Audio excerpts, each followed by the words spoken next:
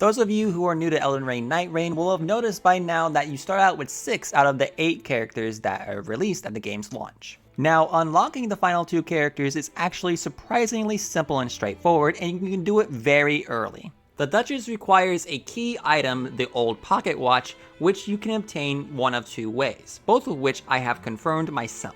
The first and most straightforward way is to complete the first expedition successfully and with victory. However, it is still possible to actually get the Duchess before you are able to complete the first expedition. Now, to do this, if you reach the final boss and then you do not successfully defeat him, you can still get the old pocket watch, but it will become a random loot drop rather than a guaranteed one. Now, it is important to note that you cannot get this item if you do not reach the final boss, and it will always drop if you defeat the final boss. It is only a random loot drop when you reach the final boss and then fail. From there, unlocking the Duchess is very straightforward, as you simply need to give the princess the pocket watch in the round table hold.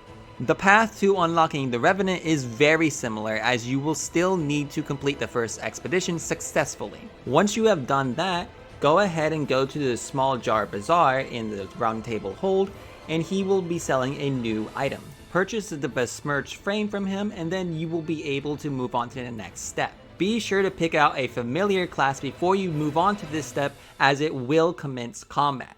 Once you have the besmirched mirror, you will be able to find a phantom of the Revenant in the other wing of the round table hold. If you're confused on where she is, it should be marked on your map. Once you speak to her, you will be brought back to the tutorial area where you will fight her and her 3 summons. Now, if you're struggling with this fight, your first instinct might be to ignore the summons and target her specifically, but they don't actually have much health, so it's actually usually better to take the summons out before you target her.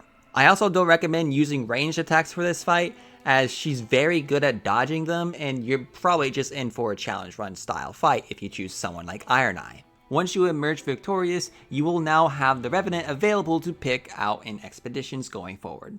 If this video helped you out, be sure to leave a like, and if you want to see more guides on Elden Ring Nightreign or just Nightreign content in general, be sure to subscribe, and I will see you in the next one. Later.